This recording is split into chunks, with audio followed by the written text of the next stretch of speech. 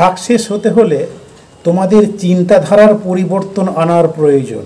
প্রসঙ্গক্রমে তোমাদের একটা আমি গল্প বলি। বনে তো অনেক প্রাণী আছে, যেমন সুন্দর হরিণ, ধূর্ত শৃগাল, হিংস্র নেকড়ে, সবচেয়ে লম্বা প্রাণী জিরাফ, শক্তিশালী এবং মোটা প্রাণী এলিফ্যান্ট, চিতাবাঘ ইত্যাদি আছে। কিন্তু এরা কেউ রাজা নয়। রাজা হচ্ছে শান্ত, শিষ্ট, ধীর, স্থির সিংহ।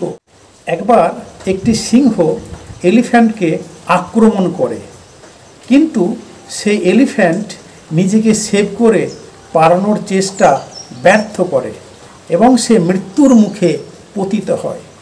এলিফ্যান্ট যদি মনে করত তাহলে সে সুঁড় দিয়ে আঁচড়ে কিংবা পায়ে করে দলিয়ে তাকে অনায়াসে মেরে ফেলতে পারত।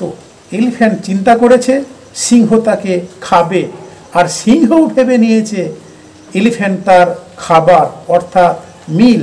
সুতরাং এলিফ্যান্ট ডিফেন্সিভ মুডে গিয়েছে এবং নিজের মৃত্যু নিজেই কিন্তু ডেকে এনেছে।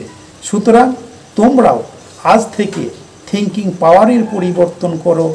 দেখবে এই থিঙ্কিং পাওয়ারের পরিবর্তন করলেই তোমরা একজন পৃথিবীর মানুষ হয়ে উঠবে।